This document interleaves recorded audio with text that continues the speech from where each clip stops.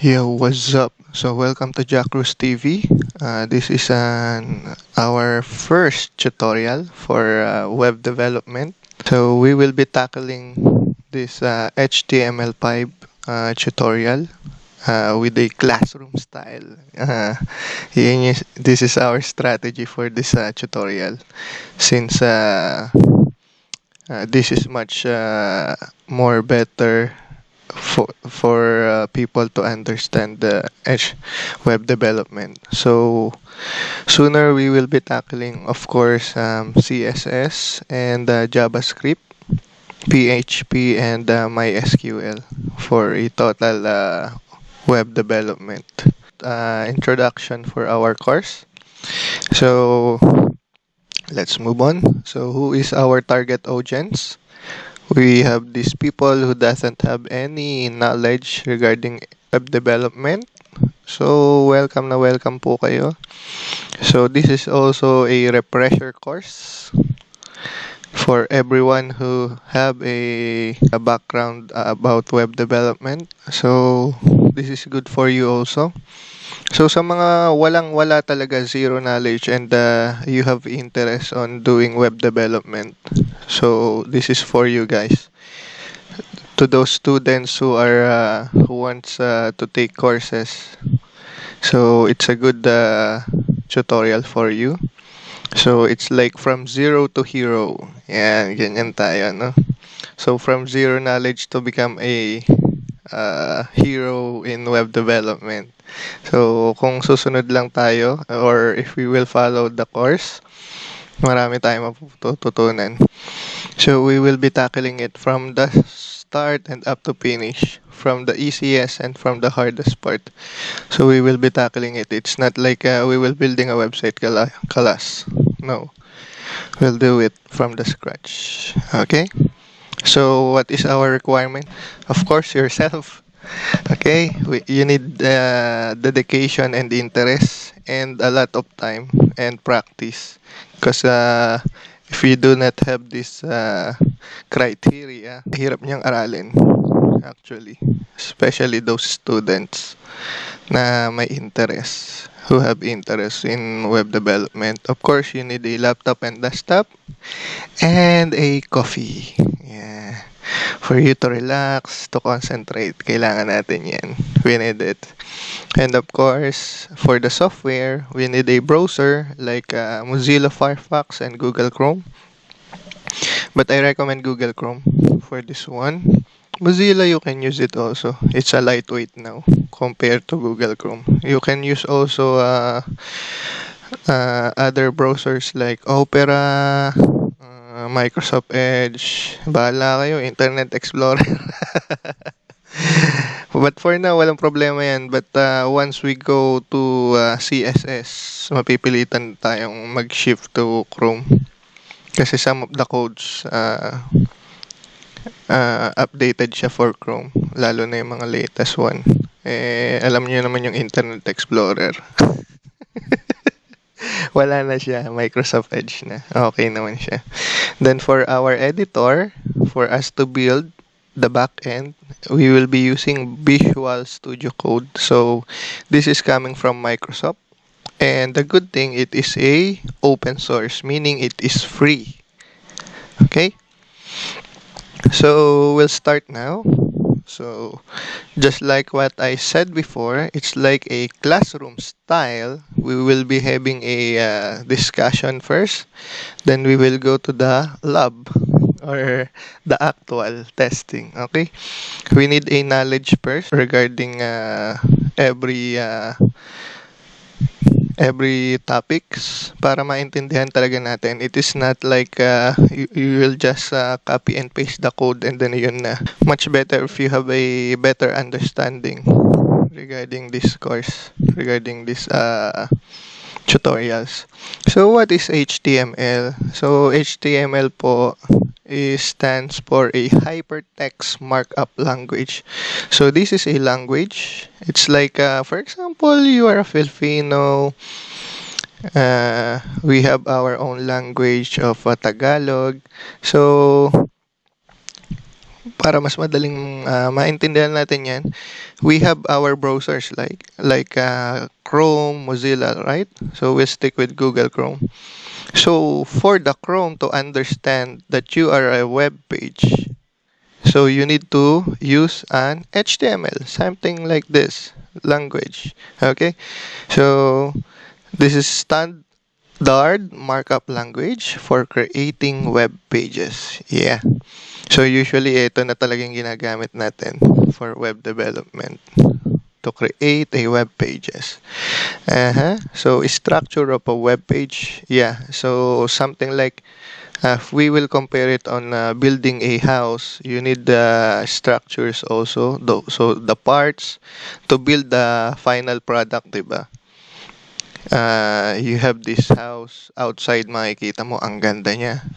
And before we build that one, there are parts inside the house, inside the wall. So parang gumagawa rin tayo ng bahay. Sooner maintindihan natin kung paano siya. So it consists of a series of elements. So later on, itatackle natin yung mga elements na yan or yung mga tinatawag nating tags. So it is a content of a web page. Yeah. So this is the simplest form to understand what is HTML. Lahat ng nakikita nyo when you are opening a web page, for example, you open this YouTube page or YouTube channel, pinapanood nyo siya. Lahat ng nakikita nyo dyan, nababasa nyo, comes from HTML. Okay, nagbasa kayo ng blog, there is an header, the heading, the headline, and then the content. There's a photos, there's a paragraphs na binabasa nyo, content siya. So, iyan ang HTML. But if you will be asking me, hindi kompleto ang HTML or a web page without CSS for designing. So, CSS is used for arranging those objects, having a design for it, or customizing the content of the web page. So, nandito pa lang tayo sa pinaka-basic. So, the structure. Just like in your house, meron kang wall. Kapag ginawa natin yung wall, 'di ba? May biga, may hollow blocks. To make it looks elegant, kailangan natin siyang pinturahan. We need to use some tools to make it look like a elegant wall. Alright, so the same in HTML. Siya yung parang bricks, yung wall, to put some styles. So we need to use an CSS. And also for the arrangement, napakahalaga niyan. So we'll go with the structure and the elements of HTML. So one example na lagi nyo siyang makikita is this codes. So yan, masanay na kayo sa kanya. Puro tag siya with the opening and closing. Yan yung simple rule natin using HTML. So we need an opening tag and a closing tag. Opening element and the closing element. So we'll go with the first one. This is the doc type. So this is the first element na makikita mo for a web page if you are using a HTML5 document. Pag hindi nyo dineclare yan, automatically hindi siya i-consider ng browser as an HTML5 document. Okay, so we must always include this part.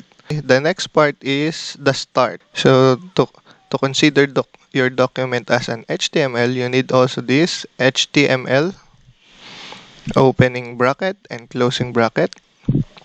And at the end of the document or the code is the closing HTML tag. Okay, yan yung sinasabi ko sa inyo. There is always an opening and a closing. So after this is the body. Parang tao lang, di ba? This is the head. This is the body. The body is the visible part, meaning once you type something in here, it will appear in your web page. Dito tayo magfo-focus mostly sa inside the body. One example, if we make something like a heading with the paragraph in your web page, um, we will use an H1 tag. Then this is the content. Ito yung makikita nyo. This is the content that you will see inside or mag-shown inside the web page. This one. You can change this one, anything. It's like the title of your blog. Something like that pag gumagawa ka. Kung makikita nyo siya, there is an H1 opening tag and the closing. Okay? Pwede naman kayo mag-type dyan without the tag, but it's a plain paragraph or plain text. So if you want to make a paragraph, okay, just use p tag with the closing p tag. And then the closing of the body is the closing body tag. So, yan. Most of the time makikita nyo siya. Standard yan. So, this is an illustration lang for the tag. Lagi siyang ganyan yung ruling natin. Okay? Opening tag, your content, and then the closing tag. Okay? Pag closing tag, always there is a forward slash. Yun yung ruling natin. Okay? So, dapat maintindihan nyo siya. Next is we'll go with the actual, your first web page. So, gagawin natin yan. Sundan nyo ako. So, kung paano. So, first thing that we need to do is to download Visual Studio Code for us to start making a web page. So, go to your browser and look for Visual Studio Code. You see code.visualstudio.com. Go to their website, then download the software. So once you've finished downloading the software, install it. So accept, next. So create desktop icon, add open with code, add open with action, and this is one of the most important part, add to path, next, and then so once you're done, click finish. So taran, we're done. So first things first, we need to create a folder for us to start. So select lang natin yung open folder o go to file, open folder. Then for me, I will go to my desktop.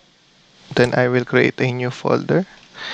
I will name it as HTML5 tutorial. Okay, select the folder, then done. So now you have here the Explorer window. In here, makikita nyo yung HTML5 tutorial. You are inside the folder of HTML5 tutorial. So we'll create a new document using this icon. So you can see if you want to create new folder, use this icon for new folder. If you want to refresh the Explorer, select this one. If you want to collapse or minimize, you can use this one. We will create a new file. So this is our first web page. So another thing that you need to know is when you type something in a web browser, for example, google.com or jackroostv.com, automatically it will look for this file, index.html.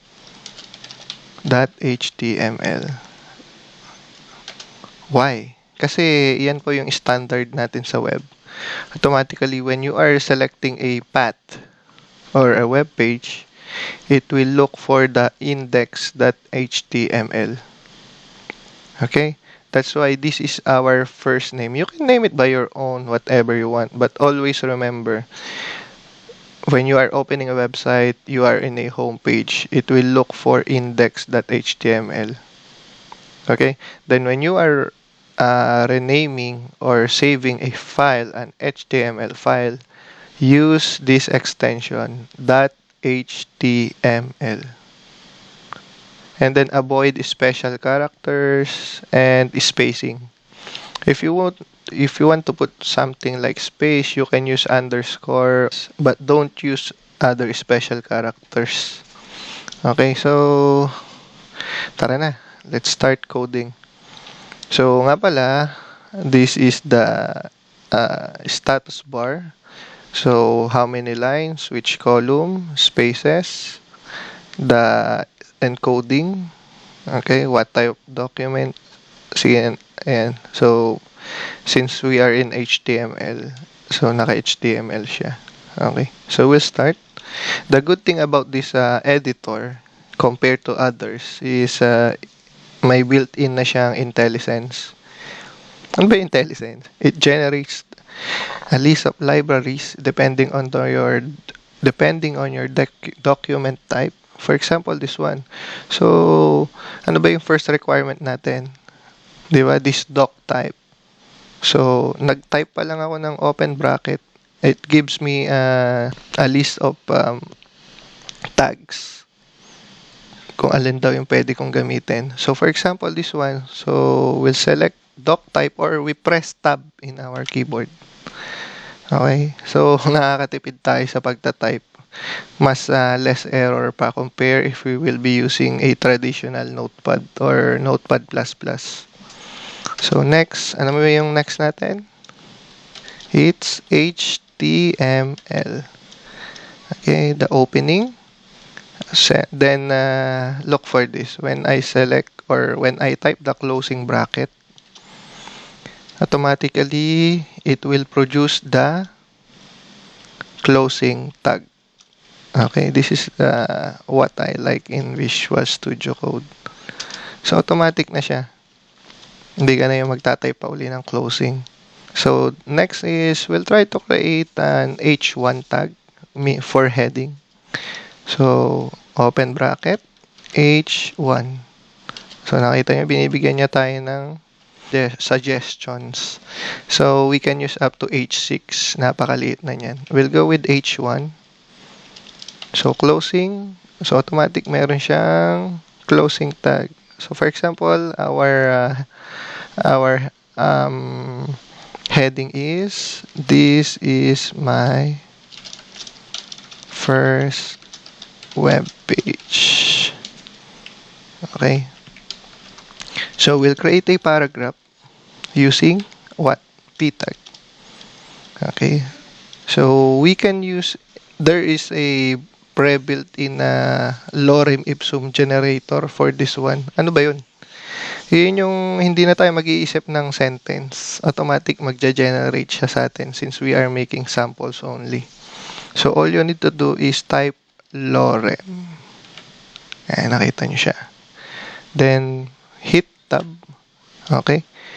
It produces a paragraph. Okay?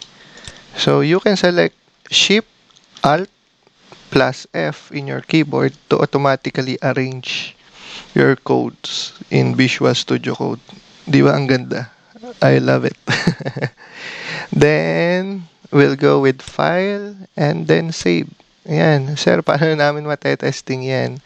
So, all you need to do is go to select this file, right-click, and then reveal in File Explorer. So, ito yung ginawa nating folder, di ba? Sa desktop natin. So, ito na siya. Ang default browser is Google Chrome. No, consider niya yung file as a web page kagad since ang extension name niya is .html. Okay, so once we open it, so we have now our first web page. Okay, so try nating mag-add ng iba pa. So for example, we'll make an heading to H2. So this is my first web page. Author Jonathan. Okay, then we'll make some paragraphs again.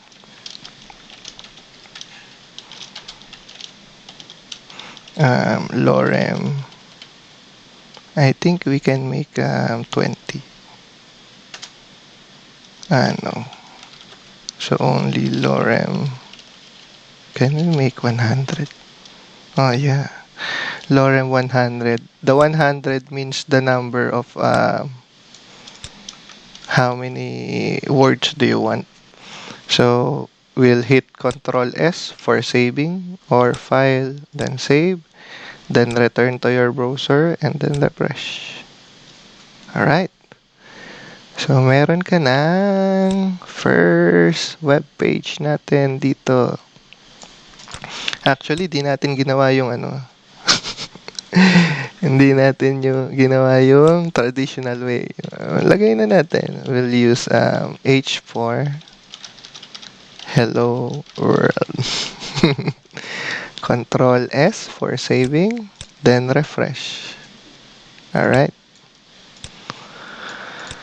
Yan. So, we're done with the first activity natin. So, para makita nyo talaga that this is a HTML5 document, just right-click to the page, then view page source. So, ayan siya. See, ito yung pinagagawa nyo, yung codes na ginawa nyo. So, doc type, HTML, which is HTML5. Okay. So, congratulations. Nagawa mo na yung first activity natin. So, for our next activity, we will be tackling a lot of tags, a lot of elements. Kasi alam ko boring yan. Nakikita nyo, wala pang ka-design.